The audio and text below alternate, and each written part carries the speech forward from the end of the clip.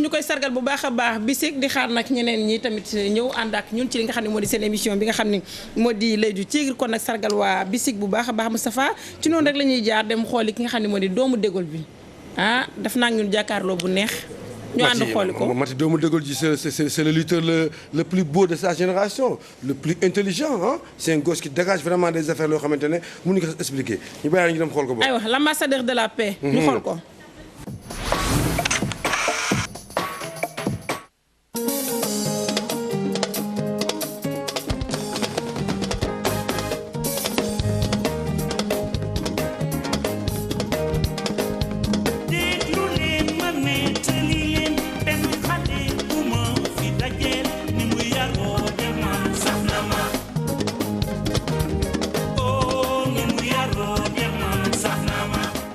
asalaamaaleykum waa Sénégal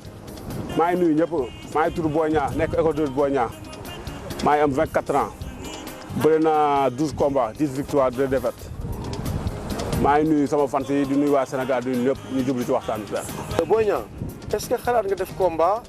sans nga am sponsor. non instant yi fi mu toll nii làmb mënul dem sans sponsor. parce que sponsor yi ñooy génnee somme bi jox ko promoteur yi pour mu mën a taxawal ay yenn affiches yi. kon nan nga gisee sponsor yi daw bi ñu daw làmb ji. loolu chaque jour suñu message mooy ñu woo leen rek loolu kenn rafetlu ko parce que sponsor yi ñooy tax ñuy tëgg yenn combat yi affiche yi moo tax dañuy woo sponsor yi fi nekkoon ak yi fi nekk ñu gën a jàppale làmb parce que làmb facteur de développement la. naka nga gisee mbër yi ñuy tere ñu entraîner ci école yi. mais loolu moom loolu rafetlu wuñ ko parce que ñun affaire bi heureusement yegg si wul suñu niveau département Pikine bi noonu. parce que école bi dañ ciy nekk mais dañuy participer ci école bi ñun dañuy entraîner ci école yi mais dañuy participer ci école yi fës ko bu ñu am mbër yi dañuy woo ñu jàpp ci organisation ba mu jeex côté bi ñuy entraîner foofu lu fa yàqu dañuy woo nit fay ko xaalis mu defal ko moo tax ñun dañuy participer ci école yi moo tax ñun waruñu noo tere ñu entraîner ci école parce que fa lañ dëkk fa lañ jàngee ba toll benn niveau bii ñu dem bëgg beneen sport di ko def moo tax kenn waruñu ko tere war nañ bàyyi mbër yi di entraîner ci école yi parce que terewul élèves yi ñuy jàng quoi parce que bu élèves yi wàccee ci la si mbëri soo ko ñëw. Boy Niang est-ce que jàng nga école su fekkee jàng nga école ban niveau nga arrêté. jàng naa école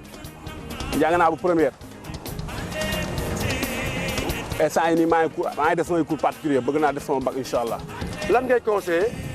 xale yi jàng école ba pare bëgg a bëri lan ngeen di conseillé. nga ànd na waaw ñu allié ko parce que ànd na parce que man bu may bëree sama grand combat contre Brise de Mer sama premier grand combat. dimanche la woon ma daane ci suba sa xëy damaa xëy jàngi leen kon ànd na mën nañ ko allier di leen wax ñu jàpp ci ku bëgg benn sport ñu nga ko boole ak étude da ngay am passion bëgg beneen sport nga boole ko ak say jàng parce que sérieux da ngay gis koo xamante ne day dem ba am bagam continuer def sport bu ko neex quoi loolu mën na allier sport étude la ñuy wax. pour nekk un grand champion. ban comportement nga war a am. mooy esprit de champion rek mooy ni nga njëkk a gëm li ngay def quoi am gëm-gëm ci li ngay def. maanaam ci loolu dugg ta aussi amul gëm-gëm rek da ngay teel a bàyyi bañ a sonal kenn nga am gëm-gëm ci li ngay def nga bëgg ko te entraîner régulièrement récupération ba pare nga ànd ak sa mbokk yi rek sérieux quoi boo ko sérieux suñu boom li nga bëgg ci sport mën na la ko may sérieux entraîner durement bëgg li ngay def am gëm-gëm. boo amul combat ñaata séance d'entraînement ngay def par jour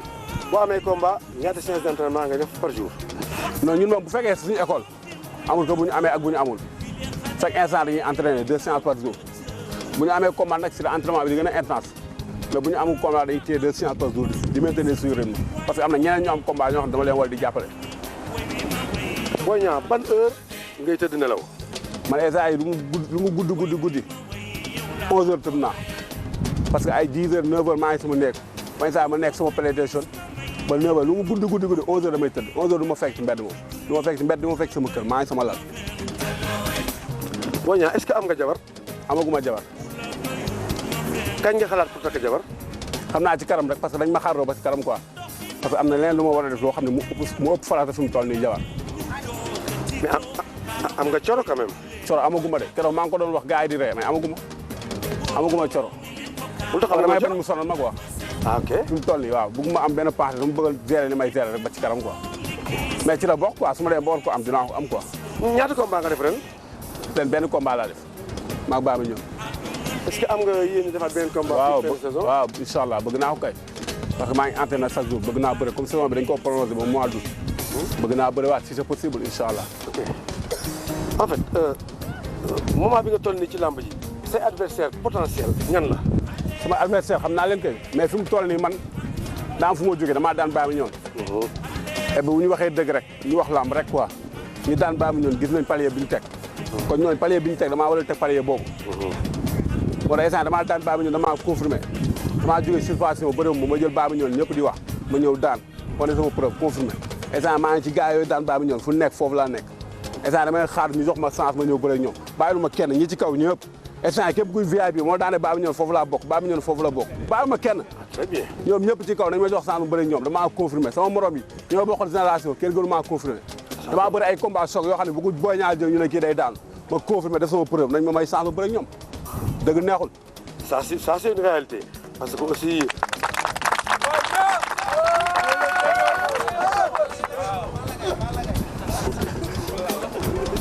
bon Boy Niang ñaata temps mooy combat de lutte l'intégralité 45 minutes 45 minutes ñaari round lay doon oui dañuy bëre 15 ñu def pause pause ñaata pause 5 minutes après ñu defaat 15 bu fekkee kenn daanu ñu yokkal leen 10 minutes ñu yokkal leen yokkal leen 5 minutes muy 40 minutes su kenn daanul su kenn daanu ñu xool ci kii ci ko ëppale avertissement bu fekkee kii moo ëppale avertissement ñu jox ki victoire bu fekkee ñoo toll avertissement ñu jox leen machine yi. ok mbër su dooree un coup irrégulier lan moo ko ci fekk. dañ koy sanctionné. ban façon sanction. dañuy dagg xaalisam. dañuy dagg xaalisam mooy dagg ñaata pour cent la. ku irrégulier. ku irrégulier ma xool du 10 pour cent. 10 pour cent la de. non da ngay wax rek ay 10 pour cent man maa lay posé question yow posé wala moom. 10 pour cent la perte. 10 pour cent ok c'est bon. Boy Niang may ñu sa ban combat moo la gën a neex sa carrière ak ban moo la gën a naqari sa carrière. sama bomba ak baa mi ñoom nekk na combat bu neex parce que yàlla dafa def ma jógee suspension toog 1 an bëréw ma et puis ñu amoon habitude di wax ni mbëri yi nga xam ne dañ leen suspendre Pikine yëpp bu ñu ñëwaatee dañuy daanu et puis ma ñëw def sens contraire suñu borom may ma ndam combat boobu neex na ma. bi la gën a naqari. bu ma gën a naqari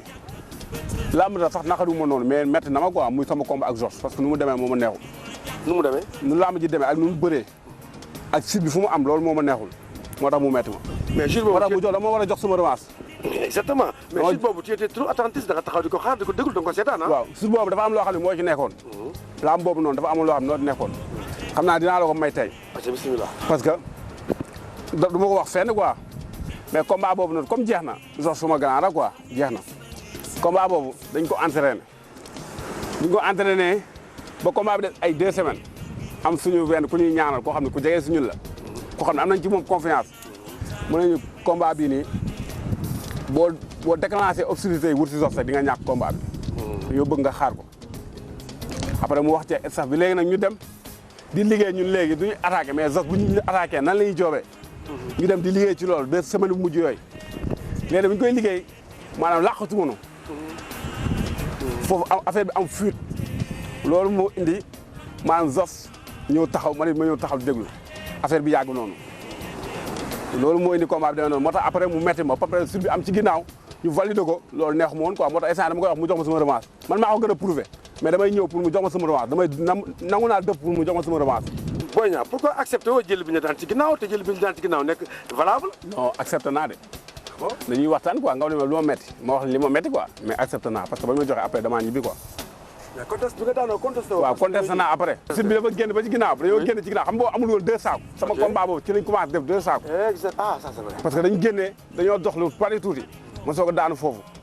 après ba ma jugee mu métti ma quoi ma contesté ñu validé sama victoire ma ñibbi quoi amul problème mais si lañ gis après sama ibiwaat ñu def ñaari saako parce que li ñu daw noonu bari woon na quoi loolu moo tax léegi ñu def ñaari saako yi. Boy Niang nan nga gisee arène nationale bi ñu war a tabax am benn ñaar ñett nit taxaw na du fi am lan mooy seen devoir yéen bëri. waaye loolu nekkul lu normal parce que làmb ji ñun ci lañuy dund ak ñeneen instant ñuy dund ci làmb dafa bari làmb bu dimanche jotee boo ñëwee stade xam ñu ciy dund bari na ñu war ñu tabaxal benn arène nationale après ñi ngi taxaw na du fi am quoi loolu rafetlu wuñ ko ñun Pikine lañ dëkk ñu ne ñoom ñoo fat bu ñu amee ndam fii lañ koy indi mais buñ fi waree tabax arène nationale muy suñu arrangement ñun ñëpp war nañ ci ànd parce que loolu mooy yoon parce que ñoom ñi ñëpp football bi am na seen stade basket bi noonu ñeneen ak ñeneen ñoonu mais arène nationale pourquoi mu ñëw rek coow yu bari nañ ci jàpp ñu defaral ñu arène bon ñu bàyyi la nga tàggoo donc mat na yee maa ngi nuyu ñëpp di nuyu waat sama fans yi bu baax a baax di nuyu waa Pikine yi waa Thiès waa Sambé ñoo joor Koudia Diène di nuyu ñëpp di nuyu waa Seras yi di nuyu sama gars yi teew fii yëpp di nuyu sama fans yi yëpp di ñaanal suñu copain Ama Baldé sama waay di ko ñaanal suñu borom may ko ndam bu sedd guy di nuyu suñu grand Eumeu Sène ak ñëpp di gën a sensibiliser gars yi non violence làmb ji ñu moytu di yéeg ci kaw oto yi benn niveau bii nii muy daanu muy am ay choc di moytu xeer yi ñuy sànni mbuus yi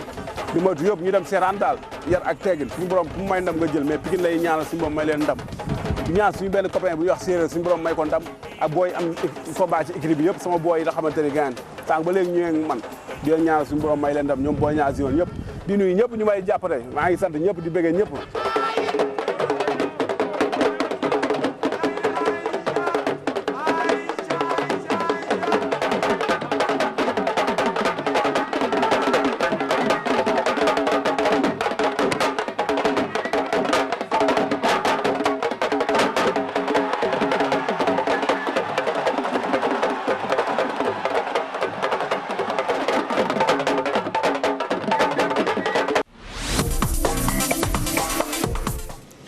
jaajëfal ko bu baax a baax Boy Niang ak équipe am yi nga fekki woon yëpp Moustapha ci jàkkaarloo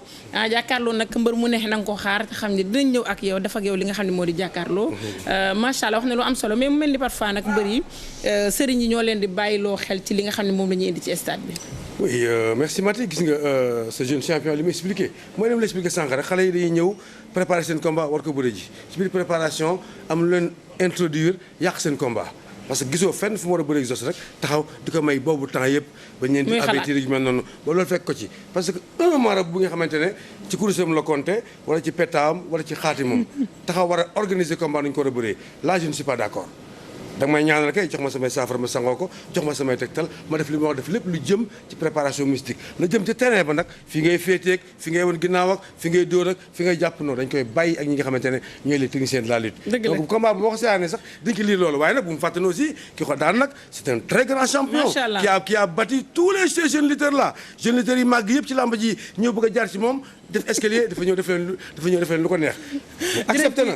non xam nga boo def affaire Boy Niang bi mooy li mu accepté sa défaite accepté tooñ gi mu tooñoon jéggalu bañ jéggal ko mu nekk tey ji nag d'accord Maaw moo ngi may wax l'ambassadeur de la non violence Maaw moo ngi may wax que ni temps bi li ci des bareetul xam naa ne loolu dinañ ci ñëwaat Moustapha ci bu yàggul dara ñu waxtaan ci ñoom parce que nag saison bi li ci des bareetul waaye dinañ ñëw ak yéen ci après saison bi def ak yéen ay émissions yoo xam ne que ni macha allah dinañ expliquer li xew yëpp ci li nga xam ne moo di année bi ñu dem xooli allo docteur ak ki nga xam ne moo di docteur Abdoulaye Samb UCAD xooli ko dellu si waat ok allo docteur bi quoi parce que sooy xool benn amul si yeneen émission lamb yi te day lu intéressant la balaa yaakaar naa ngay bëre j'espère que da ngay am wér-gu-yaram ba pare te day permettre lutteurs yi ñu xam bu baax lan la ñu war a def lan la ñu war a utiliser ak lan la ñu war a utiliser. gënuñu ma xam piqûre yooyu fu ñu jaayee gënuñu ma xam comprimé yi fu muy jaayee mais dama bëgg suma carrière dama bëgg a bëree ba pare ak lu mu ndaw sax ma mel ni comme Tafa Gueye di dox nice du ma am benn problème mu sidit du ma am problème mu yàq du ma am problème mu dara xam nga ku mënul wax sa mbaaxu morom daal soxor la quoi Tafa Gueye bëri na ba bàyyi bëri macha allah yàlla na bu ko cat du. dopage mooy ni nga koy xamee ci mbiru làmb mooy góorgóorlu daal ba am poids bu ëpp xëy na poids bu ëpp lañ koy tooy waaye gën a rëy daal waaw gën a rëy xam nga gën a rëy am na rëy boo xam ne nii da ngay mbuxri rek mais doo am doole am na rëy boo xam ne aussi doole la. alors loolu donc lu am solo loolu jëngu ci mbiru làmb te xool na ni duñ ko xoolee rek da gis ni nit ñi ni ñuy xawee rëyee ëpp na jégg na dayo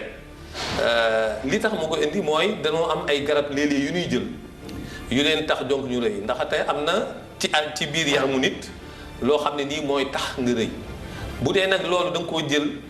di ko jël de manière artificielle du ko comme garab da ngay gën a rëy te sa yaram du ko attan xam nga xol bi moo war a sànni deret fu nekk mais bu dee sa muscle yi dem na ba nga xam ne ni ëpp na doole li xol bi war a sànni ci xol bi préparé wul pour ànd ak sa doole ji nga am léegi artificiellement dana tax ba nga xam ne nii sa xol dootu ko attan ne taxaw ba caag rek xol bi taxaw parce que mënatu muscle yi dafa am renouvellement permanent bu mu war a def xam nga muscle day taxaw dund pendant quelque temps après war a dee ñu war a ko remplacer bu dee nag day dem ci roño yi reins yi ñoo koy météo génn ko ci yaram bi bu dee da ngay charger sa roño yooyu aussi defar muscle artificiel roño yi day taxaw ba caag taxaw dootu ko mënati nga am insuffisance rénale mu nekkaat beneen problème donc arrêt cardiaque mën na ci am parce que cœur bi attanutul sa yaram bi nga àndal reins yi tamit attanutul sa yaram bi nga àndal muy ñaari feebar yoo xam ne nii yu gaaw rey sportif boo xam ne day def dopage en particulier dopage boo xam ne da ngay góorgóorlu pour am muscle yu bari.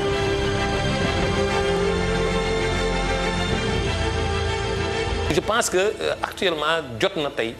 ñu góorgóorlu def des contrôles antidopage pour préserver surtout pour préserver suñu santé mbër yi parce que boo ko deful xëy na da nga mën a am ay victoire éventuellement booy dopé wu mais rapidement sa santé day dégradé wu nga daal di mën nga ñàkk sa bakkan rapidement parce que gis nañu ñoo xam ne dopé woon dañuy dafa jaaree taxaw ñu dee dans le milieu du cyclisme am na ci dans le milieu donc de l'athlétisme am na ci ñoo xam ne nii dañoo dopé woon xëy suba 35 ans la ñuy dund daal di dee mbaa nga dee rapidement à l'âge de 27 ans ou 30 ans donc loolu lu am solo la pour préserver suñu santé mbër yi war nañoo góorgóorlu ba def antidopage surtout di lancer un appel ci mbër yi par rapport à ça parce que d'abord di jël garab yoo xam ne da lay réel te xëy na yow sax li ngay jël xamoo ko conséquences yi xamoo ko conséquences yi mooy dana la jox muscle mais sa xol attanatul muscle yi parce que defoo entraînement boo xam ne nii développé na muscle ba sa xol aussi développé ba mën a ànd ak moom.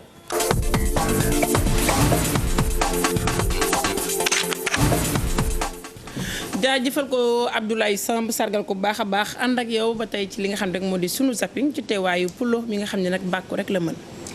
Lady Tigre mën naa ne lépp neex na mais li ma ci gën a neex muy rubrique yi ngeen di jël ci yeneen télé yi. di sappe di wane yeneen action yi ci télé bi télé bee Walfu 2S Sen TV TFM RTS yooyu daf ma neex nag dangay du bokk ay communication. Lui, il a donné un truc, il a dit 20 secondes, 10 secondes, je ne sais pas. Non, je ne lui crois pas. Donc, c'est juste des stratégies comme ça.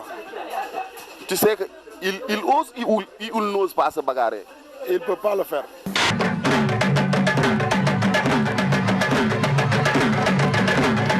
guy gi li mu wax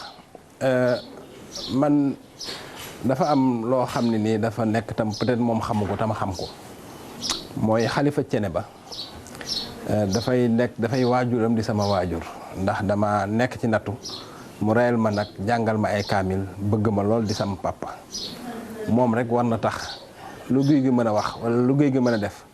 ma baal ko te yàlla tax.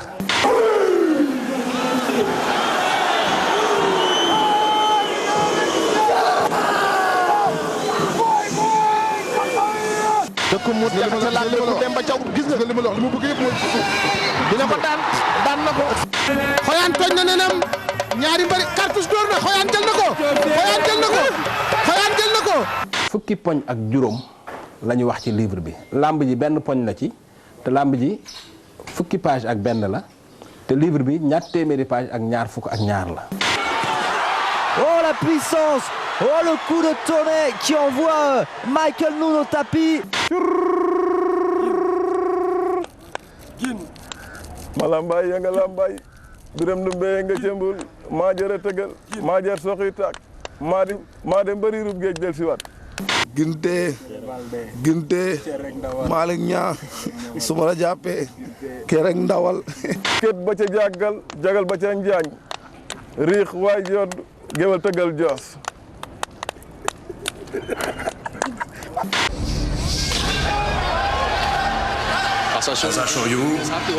Hakuho réussit à résister à l'attaque initiale d'Azashoryu.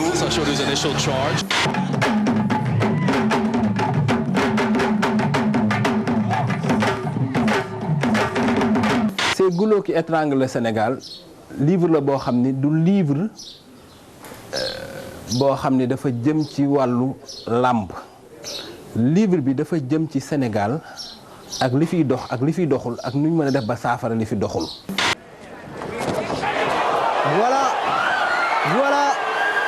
niveau de Mbour, il y a beaucoup d'ethnies. Hein. Il y a des Socé, il y a des Sérères, il y a des Halpulaar, il y a tout. Hein. Donc, tout le Mbour est derrière moi. Les Socé et les Halpulaar, même les Naar. Hein.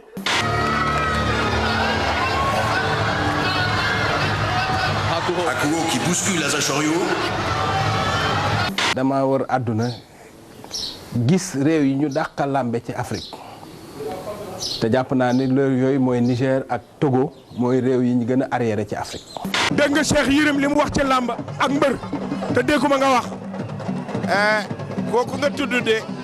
dafa am lu mu waxoon ci gannaaw jëmale ko ci làmb te dara ca la mu waxoon taxawul keroog laa gëj a déglu waxam. arbitre sifflé na songoo nañu attention Malick Niang daan na Sa Thiès. tey nga xam ne yaa mën a tëgg waaye tey nga xam ne maa mën a bàkku man mala mbay masala mbay biram numbe masa mbul maa jëla tëggal maa jara way ma di waagu njaay xoolal.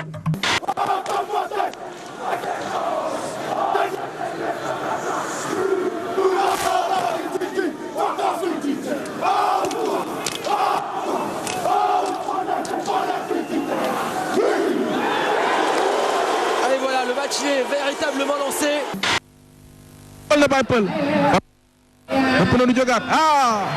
Mais jusqu'à présent, le contrat c'est le 9. Mais le promoteur et mon manager, ils sont en train de discuter pour voir qu'est-ce qu'on va faire. Incroyable, il va reprendre. Mais Tonnet a pris l'ascendant. Michael Noon qui subit complètement et c'est terminé. L'arbitre met fin au combat. neewuma bu kenn bëri dama ne nañu bàyyi bëre guddi bëre bëccëg bëre suba bëre ngoon télévision boo ubbi gis ci bëre. Cobra bañ na Xoyaan daan na Cobra. sotti waat na ko ci geneenu xibla ñeent yi mat na jël na béjjén bi rendi nee na rendi rek nee na c'est fini ça y est mu ne lu ngeen di xool mu ne noonu la koy def. Il maîtrise très bien les désaxements, il est très rapide, ça peut surprendre quelqu'un comme Rocky Pepeli. Mais regardez Lariums qui tente d'en finir, qui accélère un peu le rythme. ànd maa ngi koy ñaan moom kilifa la nan xeer la lépp la foora dal ci kanam mu muñ ko mais bu mu nekk di demanteeg bu ñeneen ñi ko topp di ko waxal li ñëw pour mu dal ci kaw tubaab yi bu mu dal ci kaw tubaab yi. ne ko réel li mi ngi jiital tànku càmmoñ Tyson day jiital tànku càmmoñ Tyson cokkaas na wàcc na Tyson jël na ko daan na ko. technopole bi du place su bëree ba pare 24 milliards doo ko jël ci réew mel ni ci Sénégal ne da nga koy def ci fu ñuy bëree da nga koy jël jox ko groupement féminin yi nekk ci Sénégal ñu liggéey ci ndool jeex ci réew mi.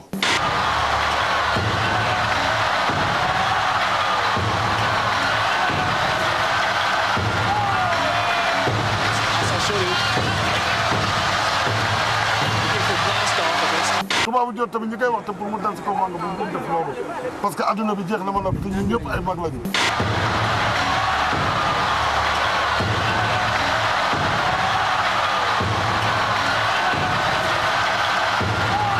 bëggul 30 secondes da ngay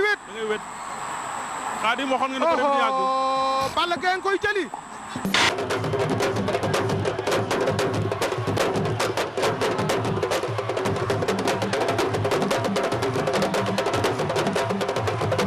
nañ jóg dox ñun mag ñi ak journaliste yi Manga ak tubaabu joor jubóo ngir yàlla ak yonti ak Cheikh na sasab bi. lamb facteur de développement moom képp ku ko wax xam nga ni li nga wax méngoowul ak li am parce que lamb ji li muy rëy lépp ñi muy jariñ weesu yu ñu ay lutteurs yu ay mbër yu ndaw ak i promoteur boo xoolee loolu lépp li muy indi ci koom-koomu Sénégal daanaka du dara. Zos mi ngi soow kooku dafa rëcc nañ ma jox sama revanche. sunu zapping moo nekkoon noonu ñu bàyyi xel bu baax a baax ñi nga xam ne nag ñoo ci jaar ñëpp sunu zapping bu neex. Moustapha oui sunu zapping bu neex mais bon en fait c'est dama bëggoon envoyé benn message bu ndaw rek à monsieur Seck sama kal la mais di ko fàttali di ko xamal ne ko làmb ji amul kenn ku kontaan ci action bi mu def parce que làmb facteur de développement la c'est vérifié quand même parce que des jeunes yoo xamante ne kenn wutal leen emploi ñoo ko wutal seen bopp ñu ci gagné di ki dimbali seen bopp dimbali seen ginnaaw nit donc mënuñu bañ a facteur de développement et puis pourquoi pas 100 milliards sax pour faire arène de lutte dafa nekk loo xamante ne dëkk bee ko soxla le président a mis les jalons teg na ko ci kaw taabal ji lan moo des léegi ñu def ko donc dara mënuñoo empêcher ñu def ko dañ ne gaynde buy dàq kéwél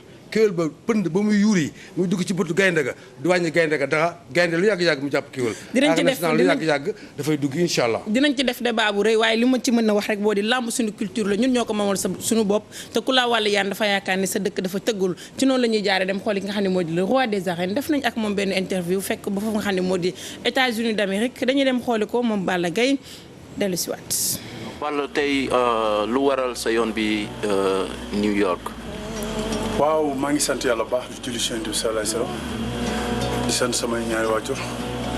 di sant suma sëriñ Bassirou Bara di ñaan yàlla saxal ko fi bu wér di préparer na ko si suma combat ak Bombardier le 8 juin di nuyu suma mbokku Casamance yëpp di nuyu sama mbokk samay supporters yi surtout Guédiawaye rawatina waa Casamance waa Karantaba waa Malfara waa Bignona waa Sédhiou waa aussi waa Casamance bi yëpp daal kon ni ma la ko war a jox rek Mbal Tentule Mbal Diadia di nuyu sama supporters yi fépp fu ñu mën a nekk rawatina Guédiawaye waaw di leen wax ne maa ngi ci entraînement yi métti combat bi lu mu leen jaral rek man sama supporters yi jar na ma lu ko raw parce que ci liggéey bi métti laa nekk yàlla dimbali na ma maa ngi ñëw Amérique kon ni ma ko faral di wax am fi ay entraîneur am fi ay coach kon suma grand bira entraînement yi may jox nekk ko fi tey mais daf ma ko bindal ci kayit Mouhamed tey nekkal ko fi donc vraiment ñaan ñooñu moom ma leen fay yàlla même seen fay yàlla na yàlla fay di gërëm suma xarit suma doom ndey boo parce que moom ñëw fi ba léegi vraiment taxawu na ma seetaanu ma benn yoon ak diwaan mi nga xam ne suma xarit la suma lépp la donc nga xam ne lépp benn la di gërëm aussi tamit Modou Gueye ak suma maman yi ma fi nekkal maman Assou ak Père Babou ak maam ak Gueye Babou ak Awa ak Boga donc di ak Lindor di gërëm ñëpp ñi nga xamante ne ñoo nekk tey 116 bi ci Amérique ci bronze vraiment dañ may taxaw dañ may jàppale combat bi nag lépp lu ci war maa ngi koy def muy entraînement yi métti bàyyi sumay famille bàyyi suma njaboot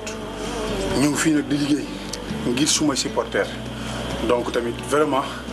maa ngi liggéey te bu soobee yàlla incha allah yàlla nañu may ndam ci kaw Bombardier. noo waajalee combat bi. ni ma ko waajalee mooy entraînement yi métti mooy li ma la ko waxee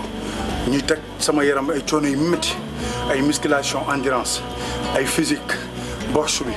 bàyyiwuñu dara donc lépp lu ma liggéey rek rapidité lañ ci liggéey ak endurance musculation endurance. mais gisoon nañ jamono ji ñu toll nii sa waay taxaw na de Bombardier. waaw taxaw na mais man xale laa mënul taxaw ba gën ma taxaw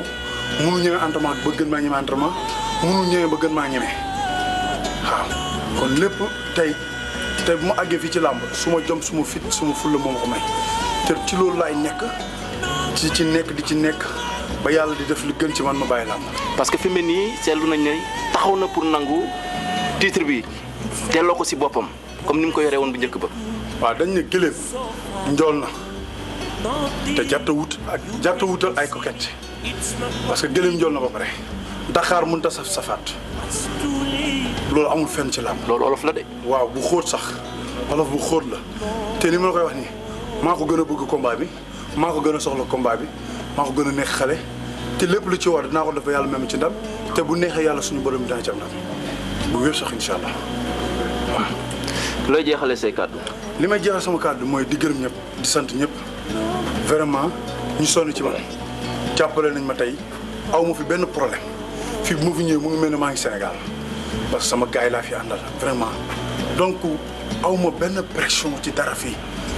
dama nekk ci jàmm mel ni ku nekk suma kër mel ni ku nekk suma biir koñ kon géejawaay ni ma ko waxee mais fii man mooy suma géejawaay mooy New York bi donc maa ngi gërëm ñëpp di sant suma papa yi nekk fii nga xam ñoo ngi nekk ci New York 116 117 Harlem ñoom ñëpp maa ngi leen di sant di leen gërëm ñoo fi àndal ñëpp rawatina sama entraîneur grand bira di waajal combat bi nag bu baax. sa cri du cœur lan la tey boo doon xeex ak man daal xamal naa ko leen. booy xeex ak caméra bi lay wax tey. balaa maa xeex ak caméra bi dinaa ko wax ñaari mots wala Bombardier nee nga da ngay dëggal sa bopp nee nga da ngay xeex bul jàng rasu mukk bul jàng rasu dëggalal sa bopp nga xeex ma ak yow nga xool kuy wari ñi ko mu sonn wax ñëpp xeexul ak man yow dëggalal sa bopp ngir yàlla yonte bi nga dëggal sa bopp bu boobaa bul taxaw na nga taxaw bul reculer di nga xamante ne ñi mën xeex guñu ba léegi foofu laa yem bismillah di xeex ak caméra bi na ba mu moytu la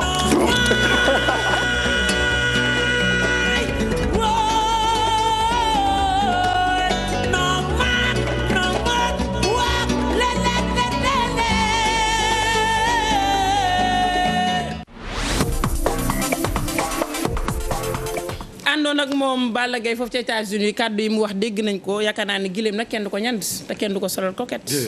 loolu la Balla wax de du samay parole Balla Gaye la. non man non mort bi dafa am lu mu yëkkati samay. c'est ça fekkee jamonoy non mort ci lu bari quoi. non mort daal macha allah yow sama bi ci suuf ngay wax. yëngal na ma ñoom d'accord en tout cas Balla Gaye numéro 2 li mu def nii li mu wax dégg nañ ko message bu mu lancé directement à son adversaire ñu bàyyi boog adversaire am dégg ko. incha allah bii di ñëw ñoom ñaar ñëpp dañ leen tegaat kenn ku ci nekk wax lan mooy sa dernier mot laata li nga xam ne moo di combat bi di leen fàttali ni suba it moom mooy invité Pape Cheikh Diallo ci li nga xam ne moo di yeewu leen tey nag damay àndal couple bi mu di Kouthia ak ki nga xam ne moo di Laari Samb sama rakk ji ñu defal ñu maye.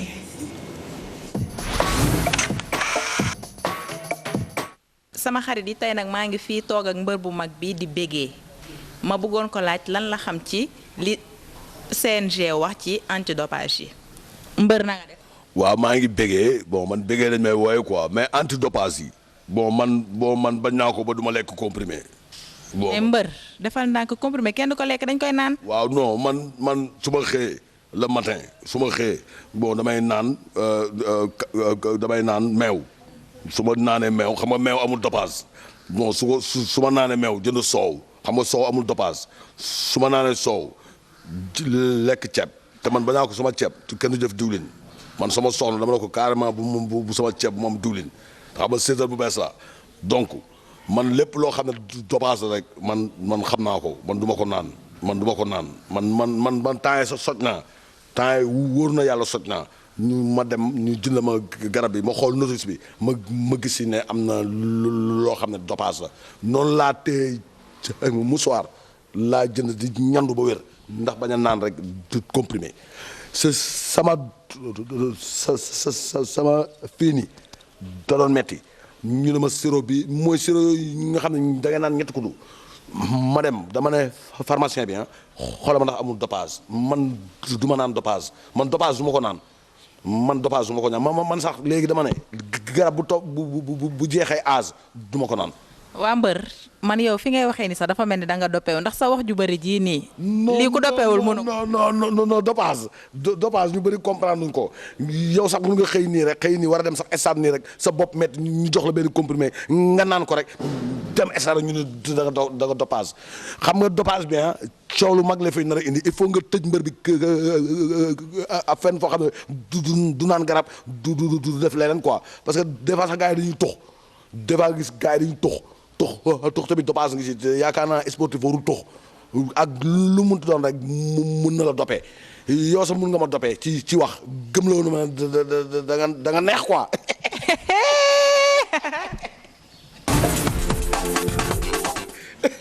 sin andaaru lem ñetti beeku suukar moom ak Laari Samb di ko bàyyi xel baax a baax. Kouthia mu ngi nii Kouthia déedéet merci Kouthia merci.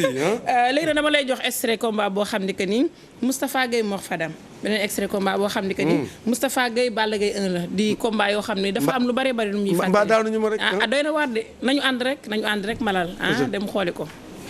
ñaña gi gànna ñañaati gi gànna Moustapha Gueye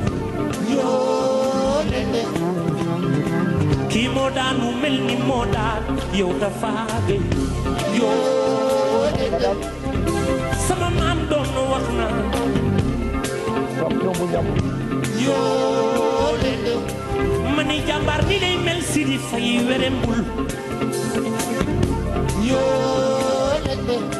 waaw kama yëgi ko bàkkil lii di ko bëree ki doomam sire nga Cees ma tee nga aane njagame bu ma mati de maane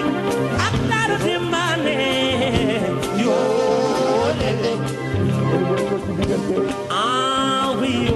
Moustapha Gueye combat boo xam ne ñoom ñaar jërëjëf ni ñu ko jëlee ñaña gay gana ñañaati gay gana Moustapha Gueye combat taxante la kii moo daan mu mel ni moo daan yow Tafa Gueye sama maam doon wax na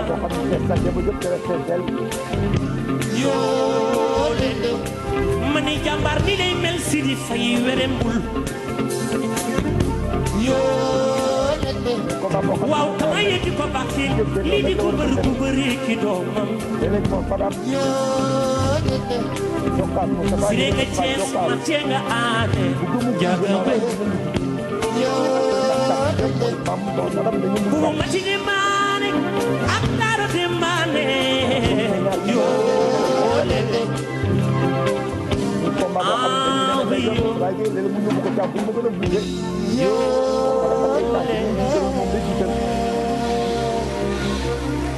jërëjëf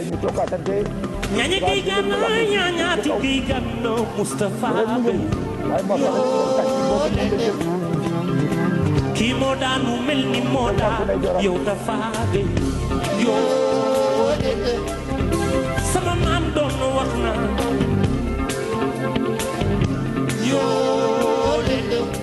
ma ni jàmbaar ni lay mel si di fay werembul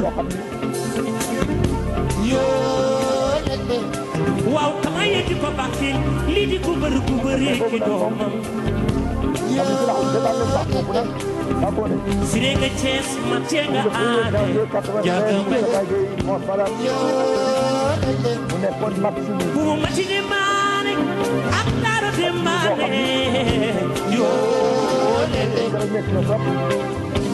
ah oui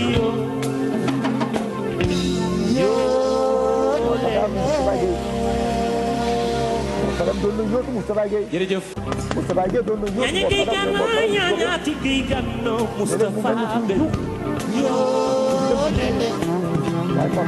kii moo daan mu mel ni moo daan yow Tafa Gueye sama maam doon wax na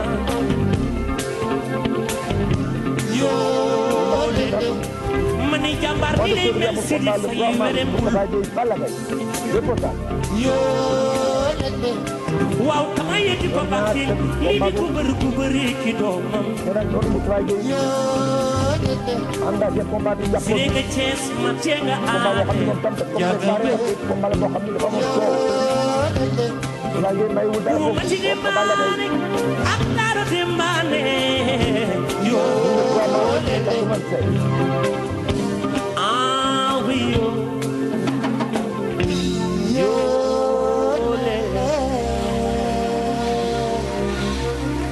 jërëjëf ñaña gay gana ñañaati gay gana Moustapha Gueye kii moo daan mu mel ni moo daan yow Tafa Gueye sama maam doon wax na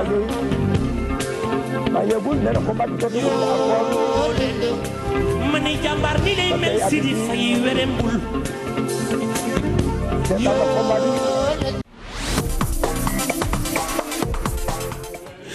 laaxu daaw bu ñu koy fàttali ci faay laa taxoon ci faay li nag kenn dootu ko fàtte parce que nag macha allah jamono ji yaa moome woon vent li Fallou Dieng di wax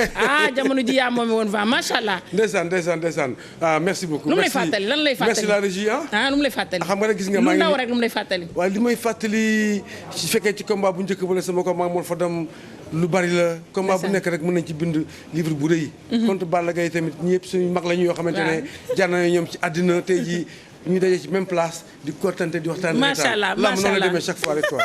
merci encore macha allah démb lu mat a fàttaliku la ñu ànd ak yéen def statistique nag tey jii dañuy am Ama Baldé Malick Niang ndax nag combat bi le 1er juin incha allah Iba Kane ñëwal.